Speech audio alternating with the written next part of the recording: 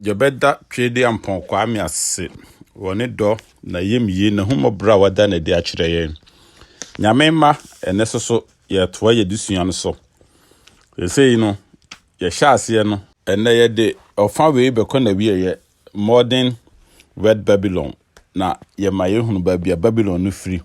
ene babia ebeduru ye ene ye se babia ekro na adusua di kan no mu no ma ye hunu se Babylon ahyase eye Genesis 10 Abra Ham Nana eye Noah Baham Nana Noah Nana kansoa a na efre ni Nimrod o Genesis 10 ono na hyase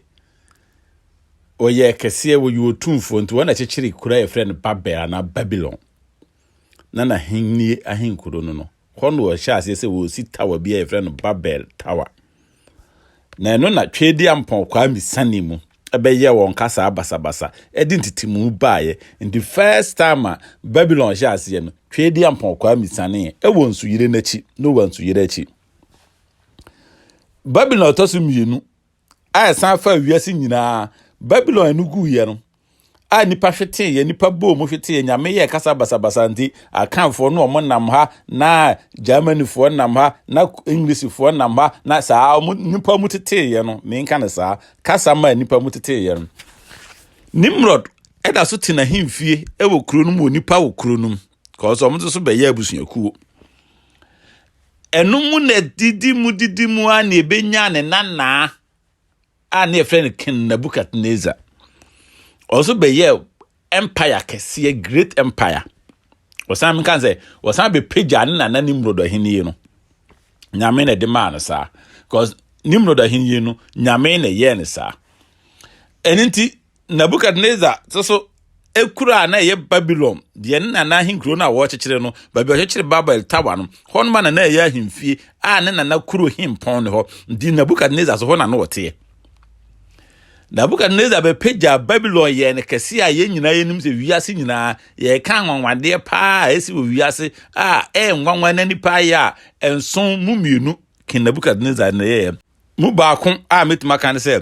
Nebuchadnezzar ye guardian na hangi wo wiem hanging garden a enua kese nyina sisi mo anwade pa Nebuchadnezzar wo ya anwade bebrebe ba mienu a wiase nyina ye kan mu baako no Nebuchadnezzar ekoso da ye nim abasem no onso ye nadwene se obeyi ohonini ediesi Shinan asase no so a ba bi efra dura ema wia dura ni nyina ende ukọ Syria ubehunu Palestina fo asase so fo na dura wo sa asasi a Nebuchadnezzar ye tower kese a ye ohonini kese de si ho no otonsa fere wiase nipa nyina sa na Bible kan dan tua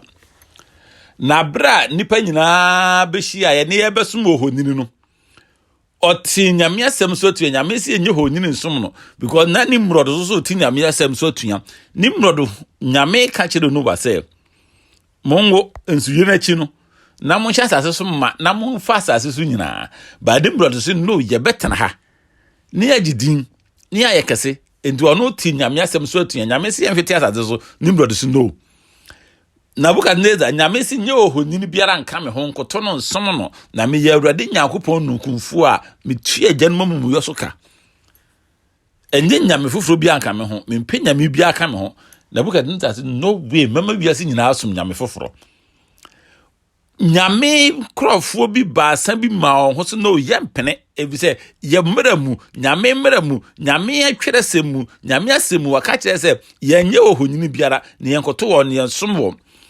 enti enu abasem no ekoduru se Nebuchadnezzar ye se ne ejanie enkwanie de na abaye koto ohonini na nyankwa ana onkoto ubekojam emrantie se si ebehwe nyame anim pa ne akoto ohonini de ene yengu na yenim se nyame no obeje yen na so wanye yempa ha yenkoto yensom no gidie we ena abusua yehia ne no awie yebremu ko se ebeba yenim Shadak Mishak na bedna kokoduru janmu no onyame ma ne nsa so nyame ba de pagya ne nsa na noma sesaye twedi ampon kwa me ba janum ema Nebuchadnezzar no ohunu nyame bada because na ye mo so se ye bewu Yesu na ye mfia hensia achi ansan dia wo Yesu Nebukadnezar ani hu Yesu Kristo ka se we die eye wo suru nyame ba wase de otoso na ne de na anim te se nyame ba bi ani nti owura mu na wo hunu mmerema ba sana omudi gyanum afurusie nu wase wo suru nyankopɔn ma mu mfiri gyanum that's it wo hunu wo suru nyankopɔn ba no hallelujah abusuya Nebukadnezar Babylon toso mienu nyankopɔn sane asase so Babylon toso miensa eniye ba bi wura mu yi ma wura mfi se de ye kan nyina Babylon di kan no na nipa nyina ya adwene koro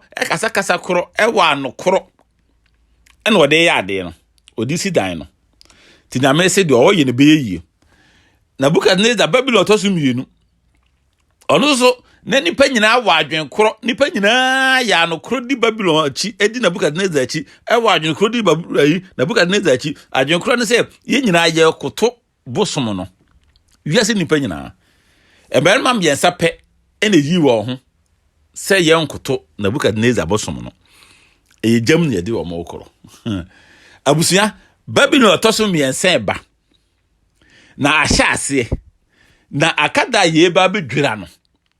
efiri se wiase nyina je atum wiase mpanyimfo wiase aloyafo ya ye ho mbra nyina se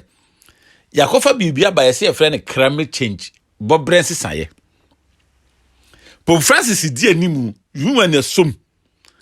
America leadi ama wiase nyina la nkramufo osom ne bibiara ade atum se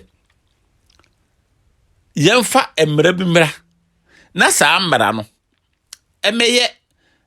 abobre ho ba climate change no ba anya saa ye wiase ne kwa akopem mi ntwa no short no abusuya asema me no okan enye fedi aguro wo a wonte ho asem da na bia wonte enu ya to ne din climate change bobrense saye na emu mra no omode ba no me nka say ye boni o ye nua ye dua ye mra ye bibia chese ye ntwa nua ye nkonwuro mu ngoshi gya ni nyina eka ho na ba ko a ehu na ebe sore tie nyame ma na me be kan said the solity a Shadrach Meshach ni Abednego abra wiase nyina ya anokoro no de toso yisusu miensen emran de womu a etie nyame asem etie nyame mra efise Nebukadnezar tie nyame mra enye honyini biara anka no ho ne nanim brod tie nyame anum asem tie nyame asem frito aye mra Nimrod solity aye Nebukadnezar so sora betia nyame mra nyame sane ni mienu nyina de toso miensen so de ehu ebe sore tie nyame mra eye kwasia da ye di besi wo se homeda ama asase abusuya ye de kwasia da besi wo se sabat ama asase et sabat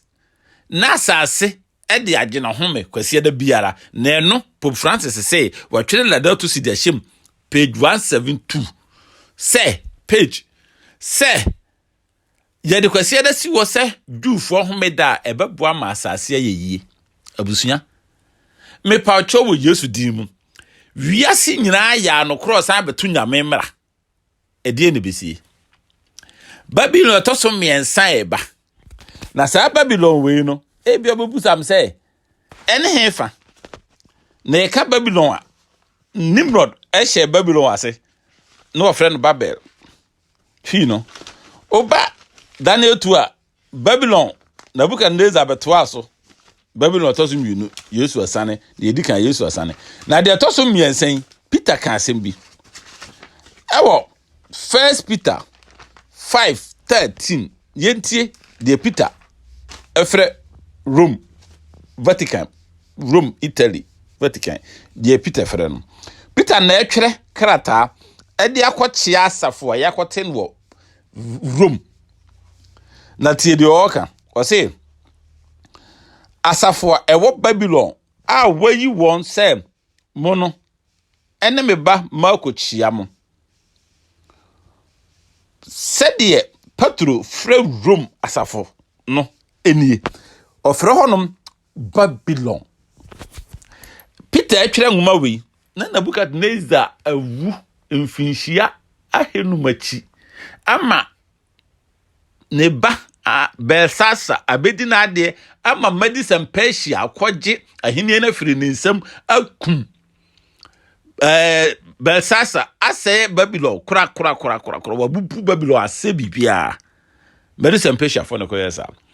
ama Greece Alexander the Great the card no tumi owo tumi odin fie nwotweko fa wiase young guy wono so akokwa fa medicine Persia ase noma bebrebe asesa noma no bebrebe enti Babylon wagu ama hini fofora ba ama hini yo no so gu ama Greece aba ama Roman aba so akokwa fa Greece Rome adi ade emfie bebrebe achi ansa na yebewu Yesu ndi yawu Yesu no obaka ya na Plato mu na edi ade enti Plato mu ne bo Yesu asenuom Roma ya hinnie mu ene bo Yesu asenuom Roma mra mu ene ejina bo Yesu asenuom Yesu wachi ene Peter etwere nkratai enti hwemfie atwamu o Peter ekase asafo wo Babylon so mo chiawo abusuya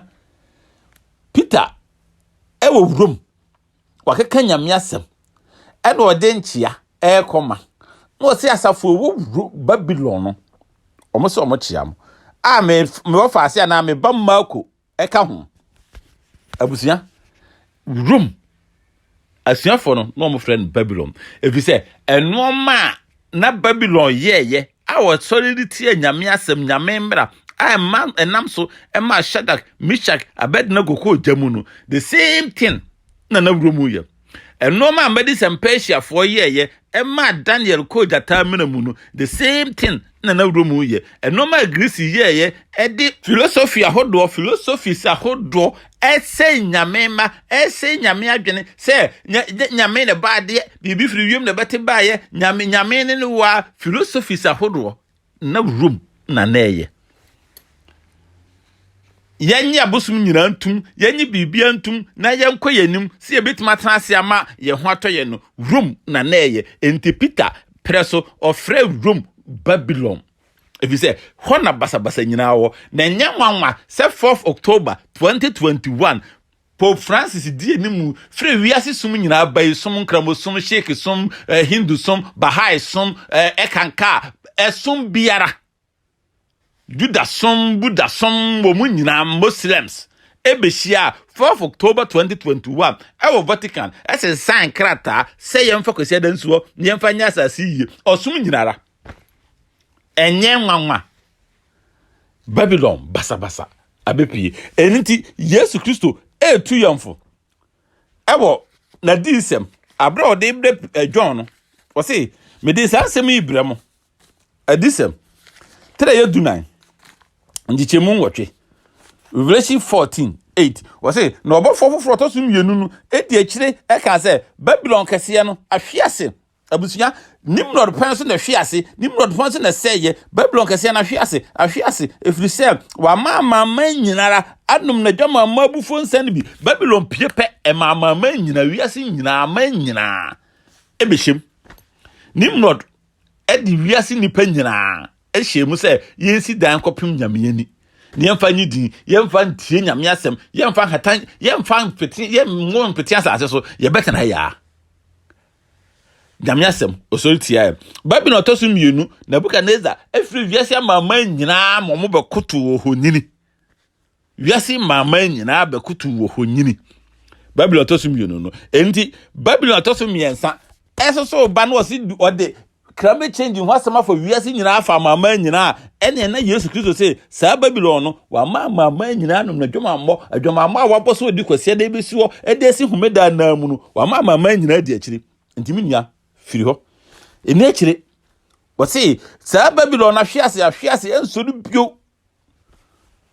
emma bio endu kenkan disem etredu nwotwe njichemu baako ekosi ne nana wo say eyi akire no mehunu Obafo fro say ofiri osuru isane no wa hoden kese na nanum onyam ti asase hyereyen no ode ne kese tiam say ahwiase Babylon kese na ahwiase yo ahwiase na adana honhom fia tena ye ene ne si 4th October no 12 e wo hoda do ba omu da omu ho di omu yi omu ho di 12 October adana honhom boni nyina atena ye ene noma aye fi nyina honhom fi nyina ataye ene noma wo kiri nyina na ye fi nyina ataye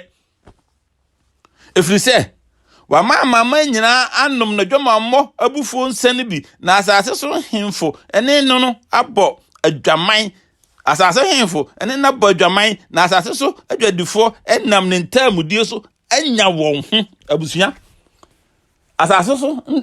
empanyimfo wiase tumfo akakabenfo agukodru ministers animdifo onabofo omunam ne ntamudie so ene ubeye kese wa asase so na se wonko wrom asode a oboa abusua Jesus Christ say eni tu uba 5 na Jesus nankasa na etiem say mete ni bi firi osoro say meman mumfiri o mumfi na manya woni boni ni bi na manya won haw ni bi efise ne boni atoto abeduru soro Babylon hwe ase mahunu de ekoso nyinara na me de bere na eyi adwuma akakakra bi na ba be fa me ba entimi ma mumfiri o mumfi nyame ba no firimu fi kodi nyame mra nsem so efise Babylon edi kan ese nyame asem wa fa nyame asem anyehu Babylon to so mienu se nyame asem tu nyame mra ema unipa nyina asoma bosom asoma ho nyini de to so miensen so wa pepa no ho wa keka no ho wa pegya no ho oba wa de no ma gu akwam nanso nyame mba ebedi nkunum se de Shadrach Meshach ni Abednego edi nkunum no saa na nyame mba ebedi nkunum minia adisem tremiensa ndichemwadu no Jesus ka asem bi kire wo adisem tremiensa ndichemwadu no Revelation 3 verses 20 wase hwe megina opon na chi mi bom se obi betie me ne na wahini opon ya mehyin mu meba ne nchen na mene na bedidi na ono nso ne me adidi hallelujah Jesus say ofra wone ogina koma na chi ebom so obetie ne ne ansem ameka nya meni o etwedi ampokwa amene so obetie na wahini pono na obebam na ono aton sa didi na wonso ne na didi ahwe ne fe na kono onyankopon hyirawo onyankopon nomo na bie Jesus Kristo pono no free Babylon mane nkasa nkyirawo na dwane free Babylon som kwasi da som no firim oye nyame ba onyame bo wunti no bewuye wunti no de ne nkwa ato ho wunti na o tie mo senior no say it is finished we wunti ya Yesu fro kudi nyame mra nsem so onyankopon hyira won kan ho wonnom Yesu ma ye ntiase o ma ye hunumu e wona dum mu enna humobrom wo Yesu din mu amen munua bebi oni nyame pa e beto aso Yesu nkan ho amen.